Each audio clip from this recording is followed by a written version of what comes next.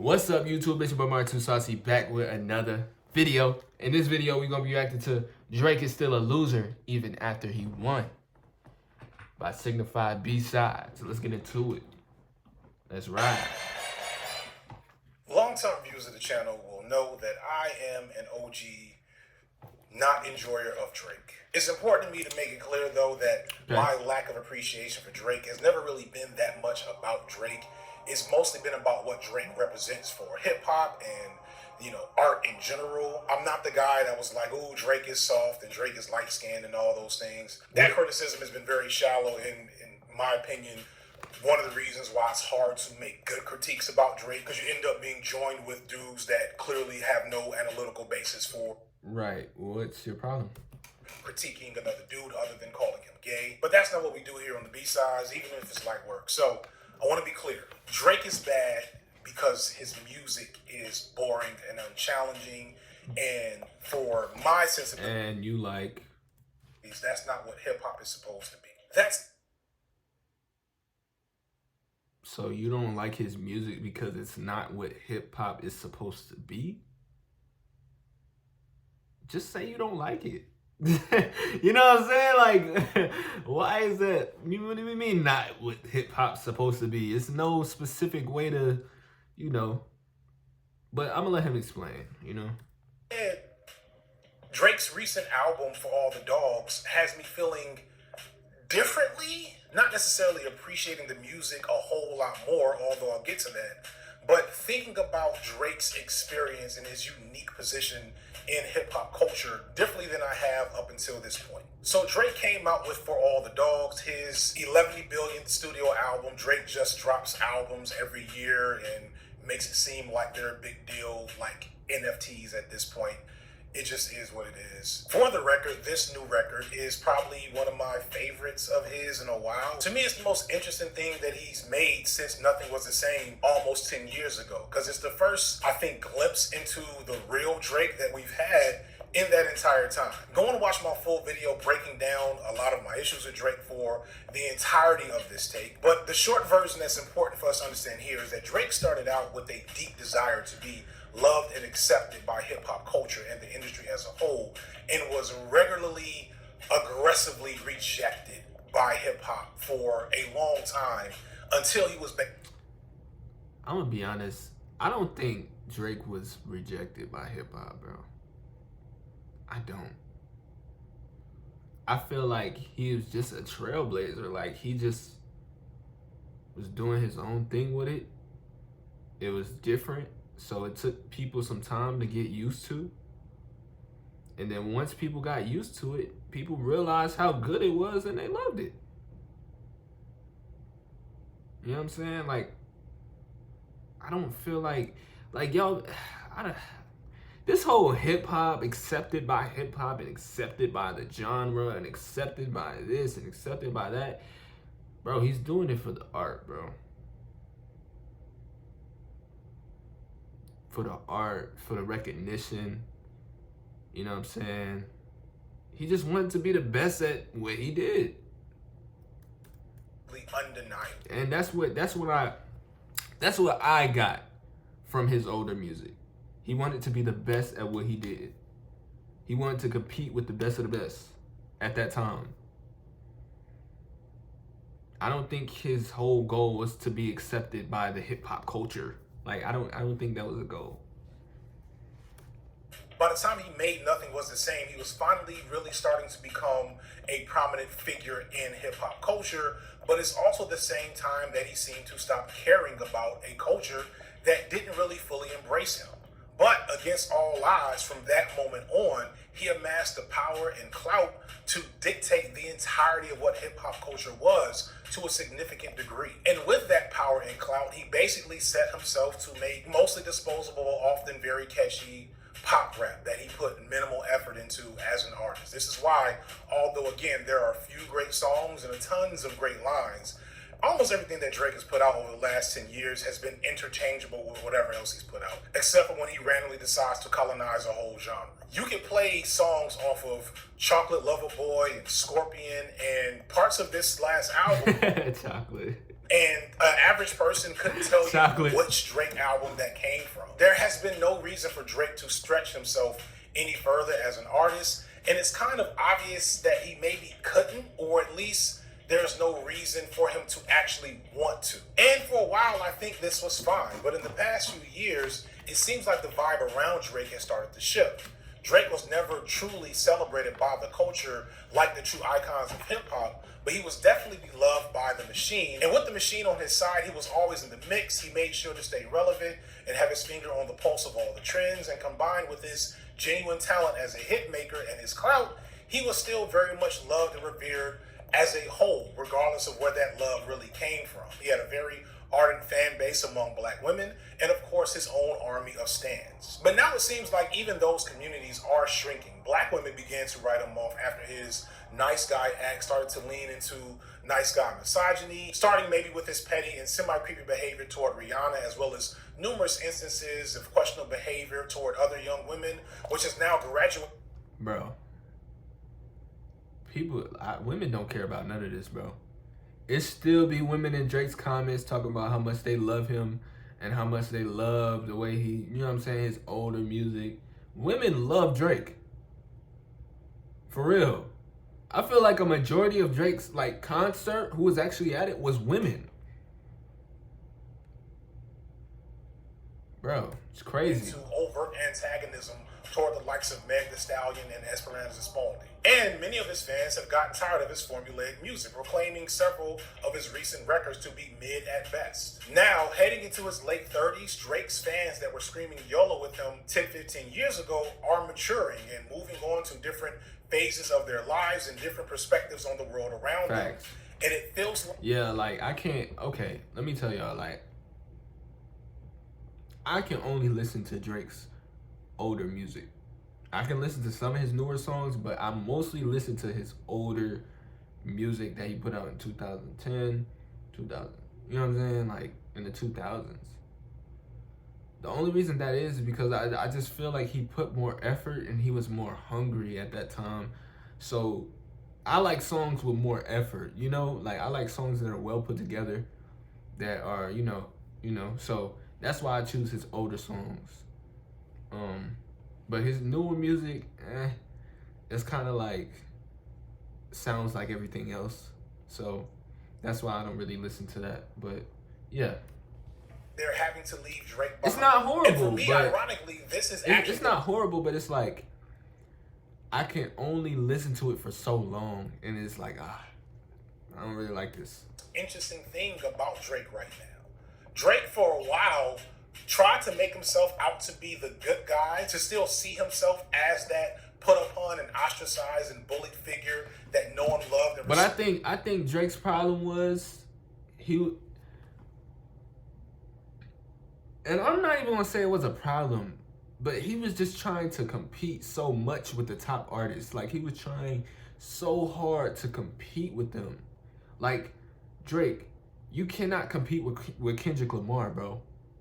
He tried to compete with Kendrick Lamar. You gotta understand, when you're going against... See, you got two different artists, Drake and Kendrick Lamar.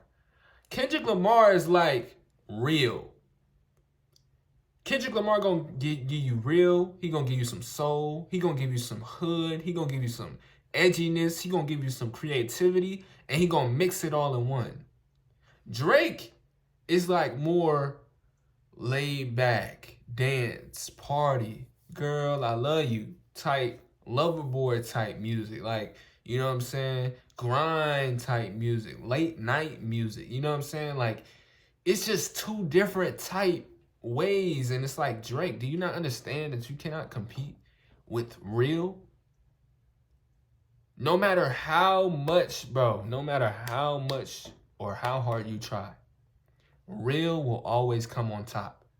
Because real is real. Like, it doesn't care about feelings. It doesn't care about what's wrong and what's this. It's just real. You know what I'm saying? And on top of that, it was well orchestrated. Like, every song that he put out was well orchestrated. The storytelling, everything was well orchestrated. people love that. People love to be like submissed, like, I don't know, did I say submissed? People love to be just held into the music. Like, if you're a real music head, you know what it feels like to be just taken up into the music and like feel like you're floating or feel like you're on an adventure. Like the headphones are just taking you out of your environment. Now you're in a whole nother environment looking at what Kendrick Lamar has went through in his life. And you know what I'm saying? Like, that's cool. That's cool. That's why Drake can't compete. You know what I'm saying? That's why Drake can't compete, man. Because his is more catchy, like, I'm gonna Hotline Bling. At the beginning of his career. But it's two different, like, he's gotten so bro, far into it's his two career, different he's still arts. complaining about Like, being two hated, different. and it just comes off pretty shitty. It doesn't help that he has some bars on this album that are straight out of like a 17-year-old suburban edgelord's rhyme book. There's still great lines and bars on this album, which Drake is always incapable of.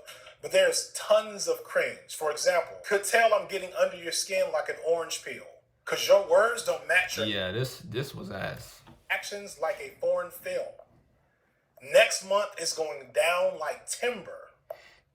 Feel like I'm bi because you're one of the guys, girl. And most significantly, you got my mind in a terrible place.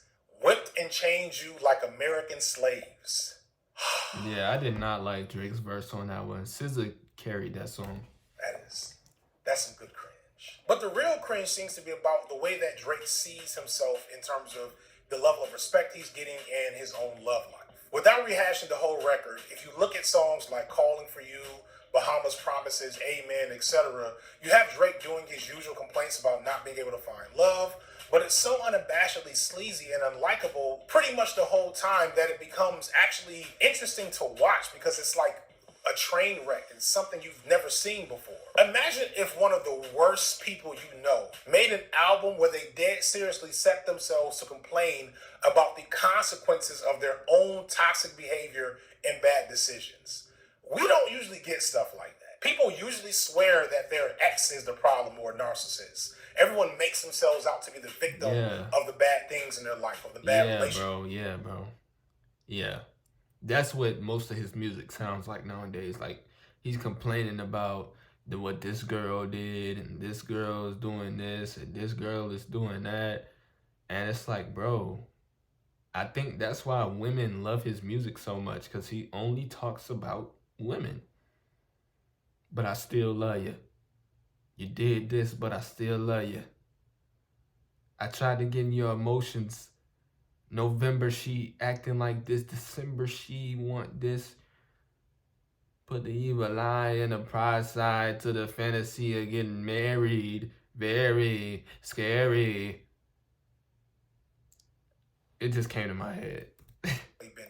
I've never heard a 36 y'all heard the process of it coming to my head too, right? Man complain that their 25-year-old girlfriend, I don't know what that name of that song is called, spending money on and taking them to nice trips is too shallow and materialistic and can't cook. Like, you don't hear people say stuff like that with a straight face. And this is where I think I got my epiphany that Drake is what happens when the bitter, frustrated, bullied dork actually gets that glow-up experience that all bullied, put-upon dorks imagine in their quiet moments. Except in Drake's case, there's never been an opportunity to unpack or own the, lasting trauma and flaws and issues that came from that type of experience. Because Drake has been shielded from maturing by money and success and fame and clout and power. For those who weren't there or may not have been paying attention, before Drake was Champagne Papi, he was Jimmy Brooks, a side character in Degrassi Junior High, a tween drama that mostly aired in Canada. And before, during, and after that, he was Aubrey Drake Graham, a talented but incredibly uncharismatic, kind of gawky looking and clearly dorky, try-hard wannabe rapper from Canada, who in any other era of hip-hop would never have been given the chance to make any waves, let alone become a prominent or even dominant artist in hip-hop culture. Again, wow, that's a very, very strong statement. But he did it. He made it happen. Go watch the full video for the full breakdown. It's clear Drake is still Jimmy Brooks. He's still Aubrey. He's still a dork. He's a cornball. And I say that as a dude who who was also still a dork and a cornball. Corn recognized Corn. And like those ostracized outsiders, Drake clearly desired not just acceptance in the culture that he had his eye on, but glory in the eyes who shunned him. Drake loved hip hop and was a fan of the pure, highly respected, street credible rappers in the game at the time when he was coming up. This is what makes his clapback to Joe Budden, who was a mid-2000s hardcore lyricist that's now a podcaster, so funny. Because Drake jokes that Joe Budden wasn't successful and quit hip-hop because he couldn't make any money out of it, despite the fact that he was highly respected for his lyrical prowess. Drake said that Joe Budden would do shows with only 450 dudes, all wearing baggy NYC jeans and some other funny posts. But clearly doesn't think about the fact that if Joe Budden would have did a show back in those early 2000s, Drake would have been the type of dude to go there. Before becoming the biggest rapper in the world over the last decade, Drake was constantly disrespected, joked about, called soft, gay, spit on, and literally slapped by Puff Daddy one time in public. Drake wanted acceptance and respect in the hip-hop world like Joe Budden had and did not get it. But you got to give him credit. He persevered and eventually made it to the top without the approval of the culture. Yeah, he just used all that as motivation to push, man. Though there's a whole other set of problems with how that happened. Again, go watch the other video. And now at the top, after all he went through to get there, from what I can get from Drake's music and petty behavior, he doesn't seem to feel any different about himself. He doesn't seem to have learned anything through that experience. What? My thing to Drake is, Drake, how do you not learn anything from everything that you've been through? Y'all think it's smoky mirrors? He hasn't grown at all musically and probably not personally. He comes off just as awkward and oblivious and insecure. And it doesn't help that his song and lyrics complaining about bad girlfriends and haters all the time just makes it sound even goofier. Drake rapping about being hated and put upon and bullied made sense in 2012 and 2011 when he was still hip-hop's underdog. But now it just sounds like a dude that doesn't know what's going on around him. The irony is that even with the level of success that Drake has had and the money that he's made and the women that he's been with, I think he would trade positions with Joe Budden in a heartbeat, if not just to get that respect that he still doesn't have. That's crazy. That was the main reason why he became a rapper in the first place. And I don't even like Joe Budden. I don't like his music. I don't like his... Anyway, to me, this is what happens when you have that loser outcast experience and you only externalize it and never process or seek to grow from it. Yeah, that is one thing I did notice about Drake and his music. As he was coming up, like a lot of his music and a lot of what he was saying involved revenge. Like a majority of his confidence and everything was for revenge. You know what I'm saying? Treat out my exes, like all my exes, all the people who doubted me, all the, see the look on their face. We're gonna have to bring security in the high school reunion. Like, it's all revenge, bruh. And it's like, when you move off, like, revenge, it's not like you can't grow from that. Because you can't grow from, like, being a revengeful person, bro. You can't really grow like that, bro. You know what I'm saying? Because you only doing things in order to somehow put revenge on another person and not really focusing on the internal, you know what I'm saying? So I guess all the fame and stuff and money covered that up and made it easier for him to fall out of place. And not only that, but he's getting constant validation, like always, like from, you know what I'm saying? Because like his art is saving him at this point. Like his music is saving him. His music saved him. You know? So it's different, man. I ain't gonna lie. It's a different case. And it's something that I've never really seen before, but it's different. In a more productive way. Like if you take the stereotypical incel fantasy is to glow up. And like I never looked at Drake this deeply, but like just thinking about his music and everything, from listening throughout the years and growing up, I definitely can see why, you know what I'm saying, why he does the things he does. Looks Maxine get a job or strike it rich with some Why he acts NFT, that way. Bitcoin dropship stuff. And that will make you into the guy you imagine has always been incredibly successful with women and in life and has never been made to feel how you are often made to feel by the environment or community you're in. But that's not reality, or at least it's not for most people aside from Drake. But it feels like Drake's goals for getting to the top were external. And now, although he's more wealthy and better dressed and better looking, it still seems like internally he feels like a loser, or it's coming across in his music. And maybe he has more romantic options, but he's struggling to find fulfillment and value out of those partnerships and out of that success. He still smells some desperation. He still sounds exactly how he sounded in 2010. The lesson here is that without an actual process of working through trauma and pain, it keeps you in that headspace. I want to be clear, I'm not trying to insinuate that people who have been bullied and been victims of community ostracism deserve that treatment and that's what they need to unpack. That's not what I'm getting at. What I'm getting at is that regardless of why you have experienced mistreatment, you can't just make that your defining core characteristic for how you move through the world. Facts. It was like he was just using that as his motivation, and it became his ego. Like it became his ego. It became him. Damn. Shit. Than that, or that is all you're going to be limited to no matter what else you do for the rest of your life. You'll never be able to enjoy any success or progress that you built for yourself after that treatment ends. You'll end up like Drake, sending mean DMs to Anthony Fantano at 11 o'clock at night just to call you a loser for not liking your music. Yes, this is a real thing that I genuinely feel bad for how Drake was treated when he entered the game. Again, you have to have been there. It was like there's a kid that gets bullied at the popular lunch table, but that kid comes back to that lunch table every day to get I'll show you guys. Look at me now. I got money, cars, hoes, recognition. It's like you don't gain nothing from it.